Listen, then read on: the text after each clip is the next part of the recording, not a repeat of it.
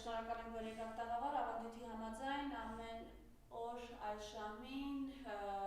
ամեն օր չէ, ամեն շաբաթ այս ժամին դուք ձեր տաղավարից ձեր խոսք փոխանցում եւ այսպես մի քանի թեմաներ եք առանձնացրել, բայց քանի որ ջարդերի, Սումգայիթի, Կիրովապատի, Բաքվի ջարդերի օրերն են, մենք կսկսենք այս հարցից, ըստ էության այսօր պետք է օրակարգում լինի 800,000 եւ ավել մեր հայրենակիցների վերադարձի հարցը Բաքու, Սումգայիթ, Կիրովապատ, խնդրեմ այս ամենի հետ կապված ձեր տեսակետը, նաեւ պատմական անդրադարձը, ինչպես մեր հայերը մազապուրց եղան եւ ինչպես ադրբեջանցիները, որ ասում են իրենց ունեցած, չունեցած ուղղակի վաճառեցին, թողեցին ու հանգիստ հեռացան։ Գիտեք, ոչ թե 800,000 հայեր, այլ կոնկրետ մարդահամարի տվյալներ կան, սովետական միությունում իրականացված մարդահամարի վերջին տվյալները կան, որ Ադրբեջանի Հանրապետությունում ապրել է 570,000 հայ, հիմնականում ապրել են Արցախում եւ խոշոր քաղաքներում։ Եվ անկեղծ ասած, այսօր լռության է մատնվում այն հայ ժողովրդի պատմության 20-րդ դարի վերջի ամենահերոսական դրվագներ եւ էջերից մեկը, դա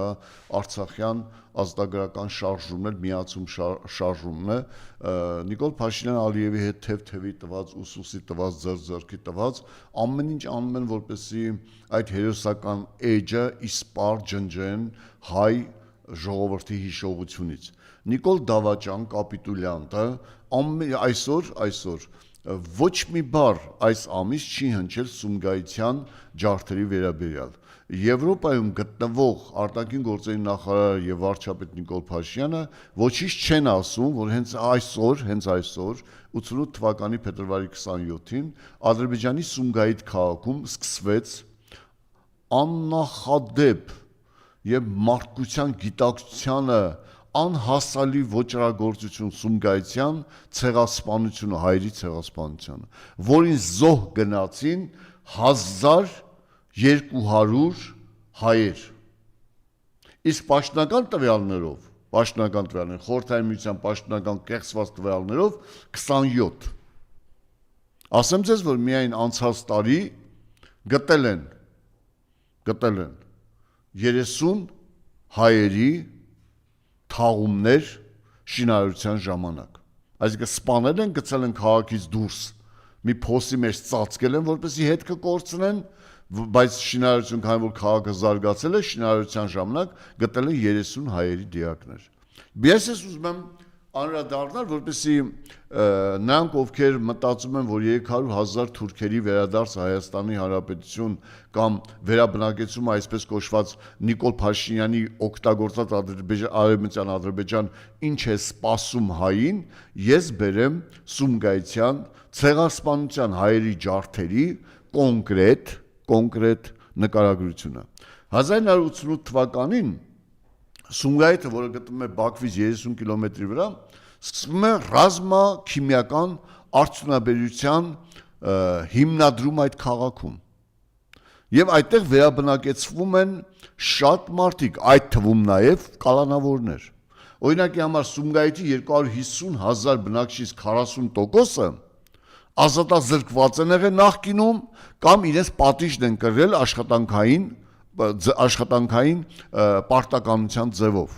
40%-ը միջին կյանքի բնակչության կյանքի միջինը կազմել է 25 տարին, այսինքն երիտասարդ քաղաք է եղել։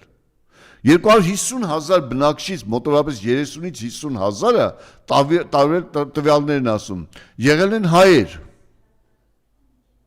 Ուշադիր լսեք, 30-ից 50,000-ը եղել են հայեր։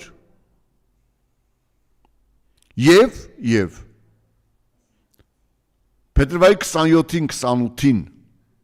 տեղի են ունեցել այնպիսի ջարդեր, որ մարդկությունը սարսռել է անգամ։ Ինչ է կատարվել։ Առաջինը, այդ ջարդերը կազմակերպել է ադրբեջանական կառավարությունը, որովհետև ոստիկանությունը չմիջամտելու հրահանգ է ստացվել, ազգային անվտանգության ծառայությունը լռելու հրահանգ է ստացել, բացի դրանից գործող բոլոր գործարաններում սպանության գործիքներ են նախապատրաստվել եւ այն կազմակերպված քաղաքապետարանի կուսակցության քաղաքային կազմակերպության եւ շրջանային կազմակերպության կողմից այն բաժանվել են խմբերին, այն խմբերին, որոնք նախորոք հավաքագրվել են ոստիկանության եւ իշխանությունների կողմից հայերին ջարդելու համար։ Երկրորդը, ոստիկանության կողմից ցուցարարներին է տվել բոլոր հայերի հասցեները։ Բոլոր հայերի հասցեները տրվել են ջարդարար խմբերին։ Աշխատանքային հասցեներն են անգամ տրվել ջարդարար խմբերին, աշխատանքային հասցեներ, թե որտեղ են հայերը աշխատում, որտեղ են հայերը բնակվում։ Եվ թիրախային այդ ջարդարար խմբերը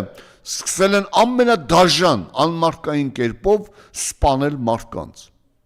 Անգամ ադրբեջանցիների պատմածներով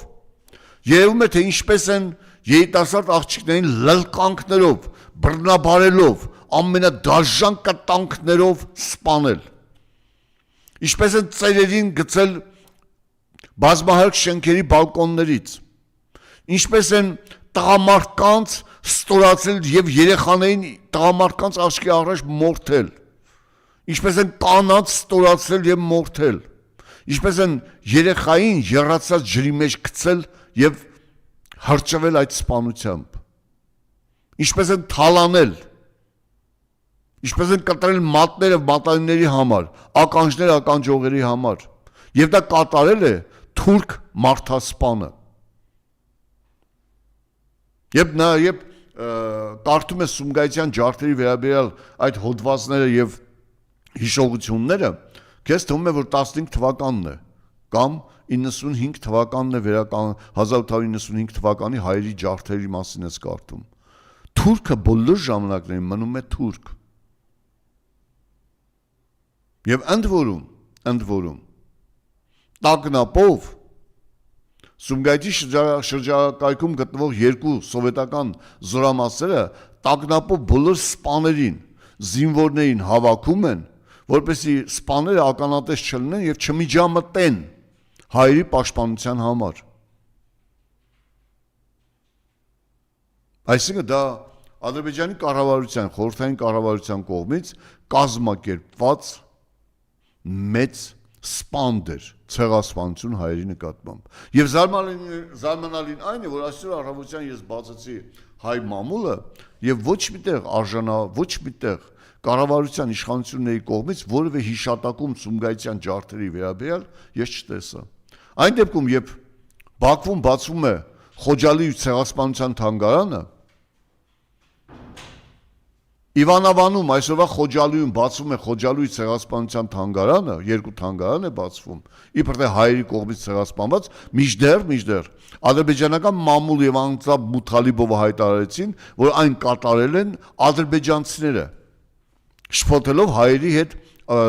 նահանջող ադրբեջանական բնակիչների։ Եվ որտեղ 1200 սպանությունը, որտեղ 15 սպանությունը, 20 սպանությունը։ Այդ դեպքում թեկուզ քրեական գործում քնվել է 27, պաշտապես քնվել է 27 սպանության գործ։ Հասկանում եք, ինչ սարսափելի իրավիճակ է։ Որից հետո տեղի ունեցավ Կիրովաբադի, Մինգիչաուրի, այնուհետև Բաքվի սարսափելի իրադարձությունները եւ հայերը ռուսական զորքերի ուղեկցությամբ հետագայում երբ արդեն տեսան, որ բանը բանից անցնում է, կառավարությունը միջամտեց, ռուսական առանց փողի, առանց անգամ անձնական հիգիենայի պարագաների, անձնական իրերի Ադրբեջանից դուրս վռնդվեցին հայերը, մազապուրց եղան։ Մինչդեռ Հայաստանի Հանրապետություն բնակվող 127 000 ադրբեջանցիները վաճառեցին, փոխանակեցին իրենց տները եւ հատուկ ուղեկցությամբ գնացին Ադրբեջան։ Ռազմական ուղեկցությամբ գնացին Ադրբեջան։ Դուք պատկերացնում եք տարբերությունը որն է։ Եվ այս կառավարությունը, այս դավաճանների թրքաստրկամիտ կառավարությունը այսօր ոչ մի միջոցառում, ոչ մի խոսք չի ասում այդ դաժան հայոց այդ դաժան ցեղասպանության